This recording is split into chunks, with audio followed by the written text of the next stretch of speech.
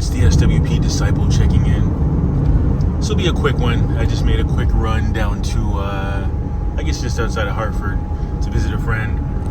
Make a quick run, and heading back. I have kind of an early morning tomorrow. Not really. It's not that late right now, 11, 12.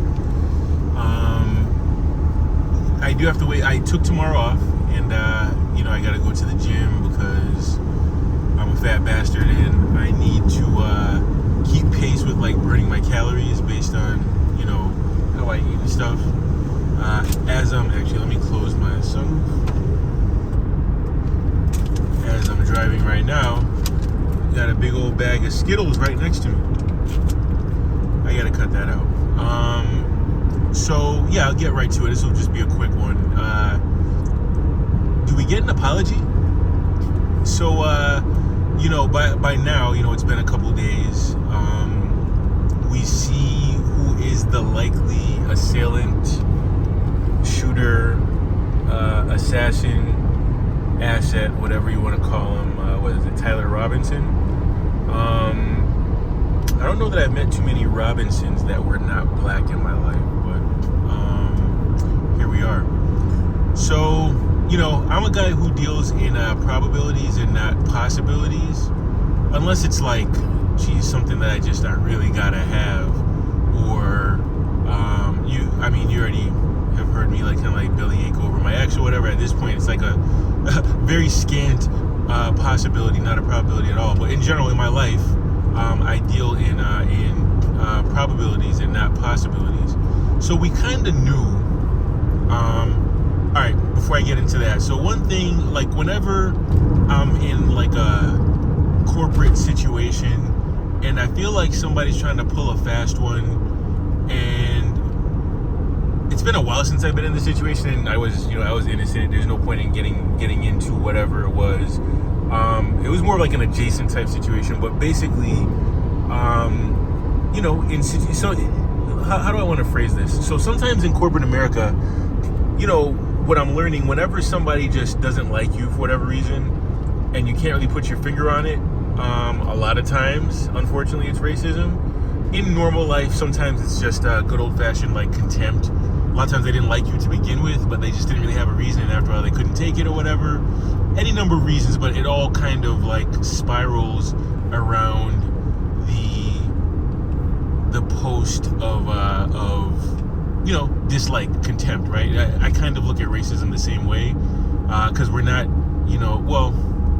I guess there's a lot of different subtexts that you can place in the web of racism in terms of like finances, maybe looks, materialism, whatever. But I'm just gonna try to keep this as Occam's razor as possible, so as simple as possible. So I can sometimes be an a-hole when it calls for it, right?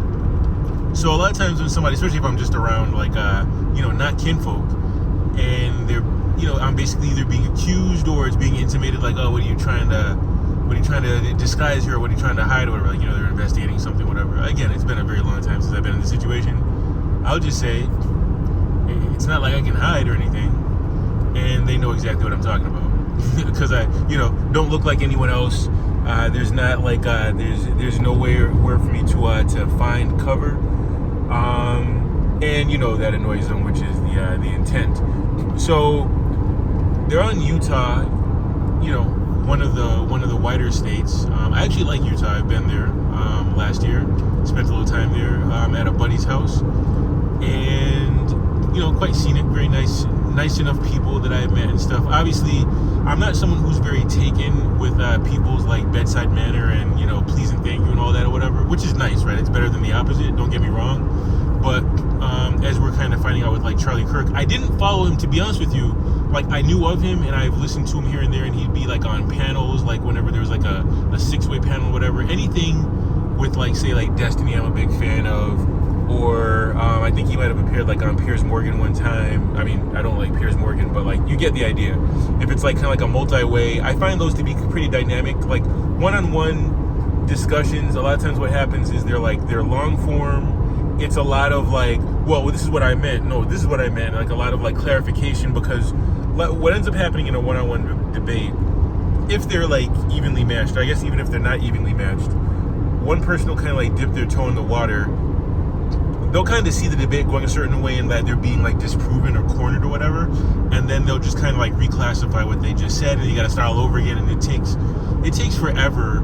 Even if you're in a situation, it's almost like playing like, defensive basketball with a team that's like not very talented offensively, but they're like hellacious on defense and they just cling to you, and they know just enough how to like, get a 3-second defensive penalty, but like just long enough where it's like, 2 8/10 of a second or whatever. Is that correct? In tenths or seconds, in tenths or 16ths. But anyway, you get the idea. And they'll hack. The ref can only call so many of them, right? So it just ends up bogging the game. Now it's just easier to play defense. That's kind of the same thing in a debate. Even if you have all the facts on your side, and someone can always pull the trump card, no pun intended, of, oh, I don't believe that, or show me proof, whatever. And basically doing the equivalent of like, your 2-year-old toddler just saying why. Like, at a certain point you can only break things down so simple, and then it almost becomes like defining a word using the same word. Big E, I will be there tomorrow. Ricky Rose and Busta Bus. So yeah, debates can be stupid. I mean, there's an opportunity for ideas to be exchanged and possibly minds changed, but most people are so dug in, you can't change their mind. So if one person's right, or at least more correct than the other, then if the other person doesn't relent, then it's just like a standstill. I've been running into that lately, but I don't want to go off the rails any more than I already have, because I'm at almost 7 minutes and I haven't really gotten to my point. So my main concern with the shooter, I don't want to sound callous. Now, obviously, I'm a pacifist, right? So I'm like not a gun guy, even though I have a gun, an LTC. I'm just non-violent. I don't like fighting. I don't like anything. I do love a spirited debate if both sides are in good faith trying to like exchange ideas, and capitulate if necessary. But anyway, my main concern was he not be black. So we know in Utah you would stick out like a sore thumb if you're a black man, crawling on rooftops and with like a with the weapon of war on a 3-post mountain or whatever. So we pretty much could summarily dismiss that without even seeing it. I mean, anything's possible, right? But he probably almost certainly wouldn't have made it out alive, and somebody would have noticed. Because I think that was part of the issue. I think he had like either American flag t-shirt on, or like, the Trump fight shirt on or whatever, which I think had a flag in the background. So in other words, trying to like blend in. We kind of anticipated a lot of the trails so far. Not that the investigation is done or anything like that, but a lot of the bigger facts have already come out. And we suspected that if there were any information left on site, which of course there was, he dumped his gun and the gun casing just, begging to be discovered, where it said something to the effect of like die fascist. And then, I'm arguing with like strangers on the internet, as I'm wont to do, and they're like, yeah, so I said, so what are you going to say when you find out that he's not a liberal? And then they're like, so because somebody on the far right. First of all, I didn't say anything about far right, but they're like, so somebody from the far right is going to be a part of Antifa, huh? And I'm like, where are you getting Antifa from? It's kind of like people have an idea in their heads, and then the narrative comes afterward. It's supposed to be the other way around. It's like the story first, and then whatever the facts are, they are. But it's like people are like just kind of inputting whatever their bias is, and then anything that just scantily resembles what they anticipated, they just kind of put the rubber stamp on it. And and what's funny, people tell on themselves, right? So over time, people can't really hide who they are, right?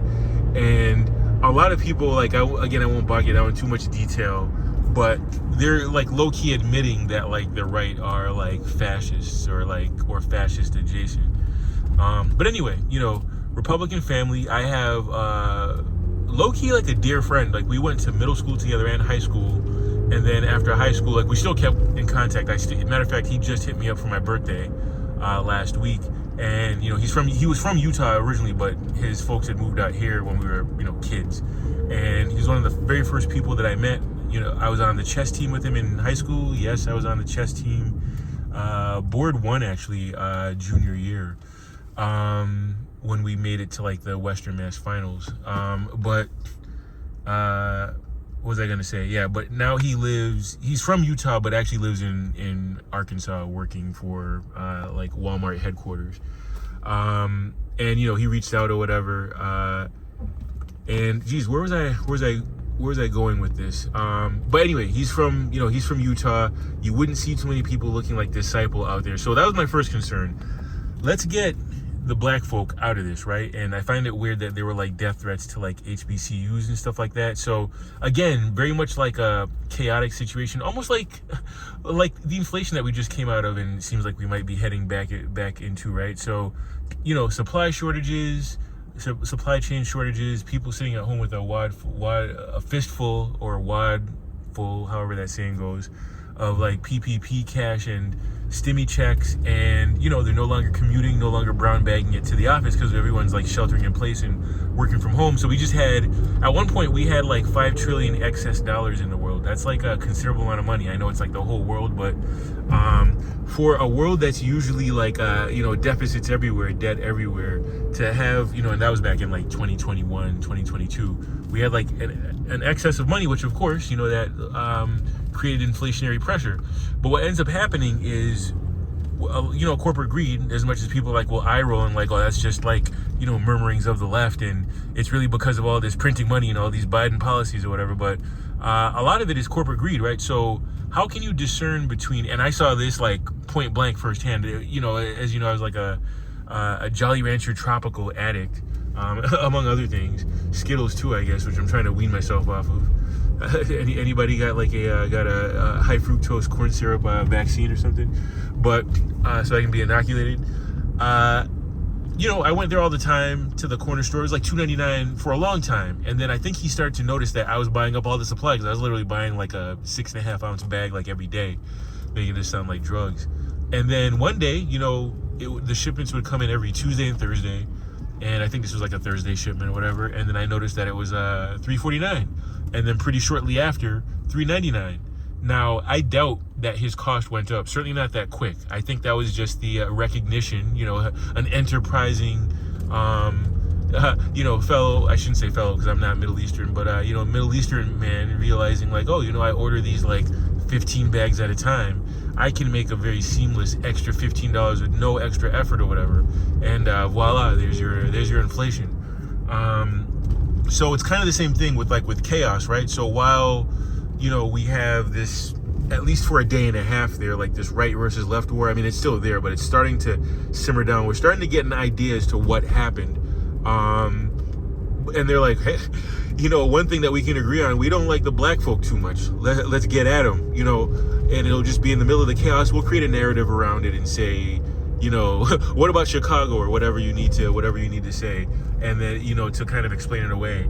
And you think I'm crazy, but then if you haven't listened to your president lately, without evidence, without anything, came out and immediately blamed the left. Very much came out guns blazing the way that he started the year with that plane crash, and blaming DEI. I don't think it was a black pilot. I'd imagine, I don't know anything. I don't know too much about the FAA, but I do understand protocols relevant to like whatever your rigor is, and I gotta believe that pilots are tested rigorously, and that is one area where DEI wouldn't really touch, or at least if it were, it would be like among the very qualified of whatever group that you're trying to, I guess, like pander to. It wouldn't be just like someone who's like, their sight's not quite right, but oh, we needed some black folk, or he's a little shifty, nerves aren't too good or whatever. Oh, but he's black, so we gotta, fill this quota or whatever. Like, I'm sure there's none of that. I mean, maybe I'm naive, but I gotta believe that there's none of that. But anyway, he came out guns blazing with that, and Charlie Kirk, I think, famously said, if I see, a black pilot, I gotta wonder, is he qualified? I didn't care too much before when it was like, HR managers or like, positions that don't matter. Cause like, they always, the stereotype, a lot of HR managers are black women, so they got to take a jab there. But it turns out, right, again, with my inflation analogy, it's just straight chaos. I'm sure the left will be blamed somehow, but it appears it's just your, good old apple pie, baseball loving, gun loving, you know, American, you know, in the Rockies, right, in Utah, Republican family. It's still a little murky as to like what his feelings were in like 2025, but you know, he was registered to vote but not affiliated, but his leanings before up to I guess about like 2021 I think is what the trail is bringing up right now, is that he was like, you know, staunchly Republican. All the early word seems to be that he was just kind of like disgruntled. And it's funny because before I knew anything, I was talking to my friends, and it's funny how narratives can change, and at the same time reputations, you know, / narratives are hard to change, right? So what's that saying? You can ruin a $1 million reputation in a second or whatever, and it's really hard. I remember, if you remember years ago, right? Sorry, I'm kind of all over the place, but these are tangentially related. Some years ago, and this is actually one of my dear friends. She's like my mentor, basically. She was shopping for a car because she, you know, got into an accident with her Mitsubishi, and you know, of course, if you're, especially given the fact that I think she had a body on frame. I think the Montero was like a 94, 95 Montero, which I love. I'm pretty sure that those are like made for off-roading, and they're an actual like true body on frame SUV, which would mean if you're going to stay in that lane, you know, you're looking squarely at like a 4Runner. I'm trying to think of what else is body on frame, a Nissan Xterra, things like that. I guess a Jeep Wrangler, unreliable as they are. And at the time, Toyota had that issue with like, I think with the Priuses, with like the, you know, the gas pedal getting stuck or something like that, the accelerator. And that was enough. She was like, yeah, you know, that happened, so I can't do it. And of course, you know, Toyota, even to this day, has like a peerless reputation in terms of reliability. And anyway, you know, I just thought of that saying. I just kind of, you know, I've long since grown out of like trying to convince anyone of anything. You know, I could have easily have said like, well, that's a one-off. Maybe you need to research a little more, blah, blah, blah. You know, she was fine, whatever, you know. As long as she doesn't buy a CVT or something like that, I let people do what they're going to do.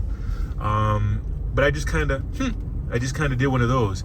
And, you know, I thought of that saying, you know, it only takes a second to ruin like a, you know, $1 million reputation, whatever. But one thing that's changed, so, I mean, call me crazy. This is just kind of seat of the pants. I'm not reading statistics, but I always thought that like domestic terrorism in general was of a certain ideology and of a certain race. Now the race part, that hasn't been usurped, right? That held firm in this situation. And I'm not trying to shit on anybody. Like, you know, it is what it is. We know what Tyler Robinson is, and we anticipated that's who it would be, and that's what it was. So said, so done. But in terms of ideology, you know, you think of like, Ted Kaczynski or Timothy McVeigh, you know, situations like that. It's always like, you always think it's going to be like some right-wing wacko without even looking. Until recently, you know, we had the trans girl last year. I think we had like an anarchist or two last year, but it's still like overwhelmingly, you know, a man of a certain type, right? Now you're starting to see people like, you know, there's violence on the left, there's violence on the right. Well, you know, like 90% of these wackos are on the left or whatever. I'm like, damn, that changed really quickly. Like, legitimately, I mean, again, this is just seat of the pants. I'm not like reading the FBI statistics right now, but I don't think it's moved that much. Up until fairly recently, everyone just kind of assumed, like, you hear situations like this and you just kind of assume who it's going to be. And you're like, with like 80, 90% accuracy, that's what it is. So anyway, obviously that, not being flippant at all. I didn't agree with anything that Charlie Kirk had to say, but obviously you don't want somebody to go out like that, getting like, you know, shot in the jugular or whatever. Even as what he said, a lot of what he said was just like hateful and like aberrant. But so it appears that this is like an infight in a sense. But one thing I didn't know about, right? So I'm pretty familiar with like Nick Fuentes. I didn't realize that he had like his like acolytes. I guess they're called like the Groypers or something like that. And they actually didn't like Charlie Kirk like with a passion. And I was talking to a friend of mine, a close friend of mine, and a couple friends, and again, to my last point, they were like, well, we know that it's almost certainly like somebody, a liberal, because my whole thing was like, A, I don't want it to be a black man, and B, I don't want it to be somebody on the left. I think that could spell doom, and that could kick off a quasi-civil war, if not like a hot war. And they were just kind of like, it was like a fait accompli. Well, you know, it's going to be somebody on the left, and I'm like, don't be so sure. And then kind of went down the rationale of like, well, like why would somebody on the right shoot their own? And I'm like, they probably, and I just kind of threw this out there. I didn't even give it much thought. I was like, maybe they felt like he wasn't, conservative enough, wasn't true to the message. Maybe they felt like he didn't sanitize the message. It could be either way, right? Because he said some things that I'm like, I hadn't heard. Obviously now they're highlighting a lot of his speeches, about like empathy and basically the gun deaths being necessary in order to preserve 2A and all that, and a bunch of other stuff like, Ketanji Brown Jackson and a bunch of other essentially black dignitaries, elected officials, Supreme Court obviously with Ketanji Brown Jackson, basically saying that they were like, DEI hires and they didn't deserve it and they didn't have the mental capacity and all this other stuff behind. He's like, well, you don't have to listen to me. This is what they said. And like, taking it out of context, basically what they're saying is if they weren't given the opportunity along the way and those doors were shut just because they were black, even if they were qualified, which by the strictest definition, that would kind of be like DEI. DEI doesn't mean grabbing unqualified people. It means kind of like leveling the playing field and giving an opportunity to those who would have been overlooked. I can remember in undergrad, I majored in economics, as you know, and, affirmative action, was overturned. It had been for years overturned in California, of all places, if you can believe that. But I can remember back, in the 90s when I was in undergrad, in the very, very early 2000s, I graduated in 2001, there would be like, we would read like studies, because they'd been trying to like lift it for a long time, but the problem was, wherever they lifted it, and for whatever reason, they always focused on like the southeastern states a lot of times with these studies. If my memory serves, I mean, this is like going 25 years back or so.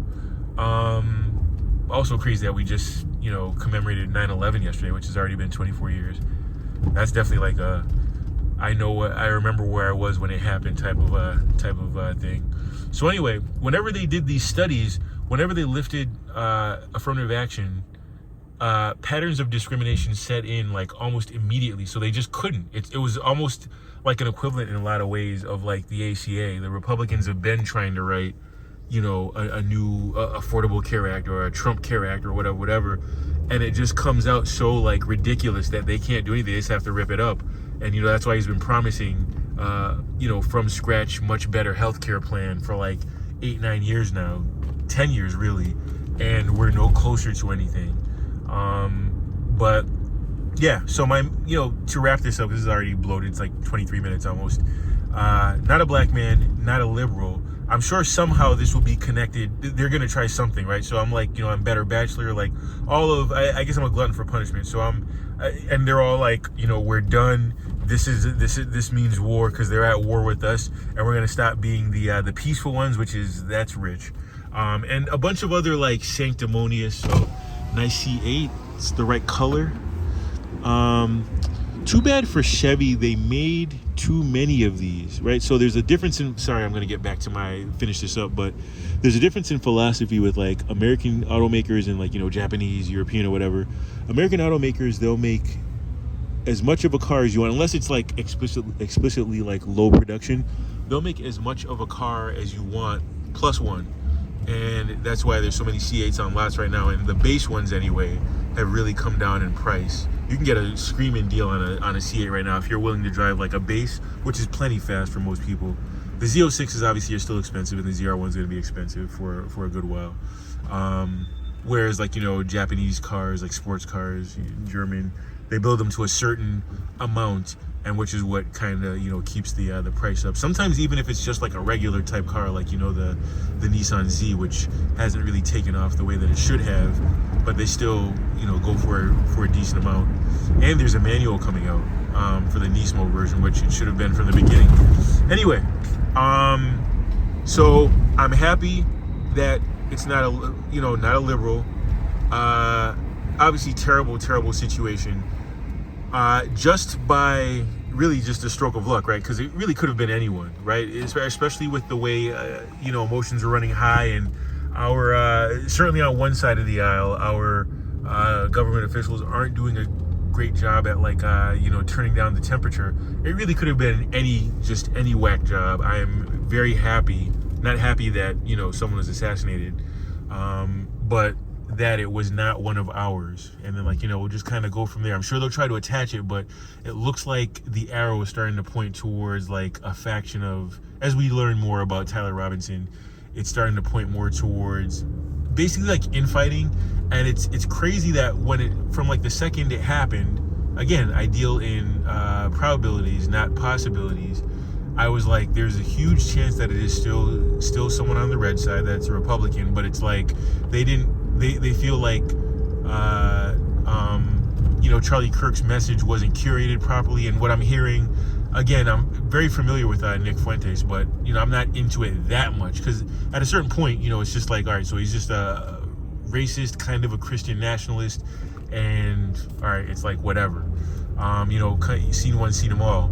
But then, from what I understand, that he didn't really like the fake, like, almost like bleached tooth smile message on college campuses, and which actually I didn't know about Turning Point. So basically, what they did is they just kind of marketed their way and muscled their way in on college campuses in a lot of ways. I'm actually surprised that it wouldn't surprise me if like colleges like out in like the mountain states in the Midwest let him on there, but like he basically, because like as college kids, they love swag, right? So they love like free sweaters, free t-shirts, pullovers, keychains, whatever, and he basically kind of cookie crumbed them into his message, because like they're still kids in a lot of ways. And I remember when I was an undergrad in Massachusetts, they changed the law probably around my senior year, or maybe it might have been right after I graduated, where credit card companies couldn't like basically like hawk in the lobbies anymore, because like kids were just getting credit cards and getting into like massive debt by like their end of their freshman sophomore year or whatever, and they're like, wait, this is like not public good, this is not doing anyone any favors, and they outlawed it. And a bunch of other things in terms of like APR that followed as well in the state. But it's kind of the same thing. It's one thing to like proselytize, how's that word pronounced? Proselytize to people, like, kind of like evangelize on a certain message, but like in a very naturalistic way, like in an academic type of way in the classroom. Because, there you have to have like textbooks, you got to back it up factually, you got to provide like historical context, things like that. It's another way you just kind of have tense, debating kids that really half the time don't really know what they're talking about or what they're defending or what they're arguing against. And you kind of know like the pressure points to hit. And we know this because whenever they, argue on like a formal panel against, say, like a Destiny who like really knows his stuff, they get crushed, or like a David Pakman or something like that. So anyway, it's a tragedy for sure. Again, I'm a pacifist. I don't want to see anybody get gunned down or whatever, but maybe there's some good that can come from this. I'm just thanking God that it was not a lefty. Thank God for small mercies, right? But anyway, the Lord is faithful. Stay with me. God bless.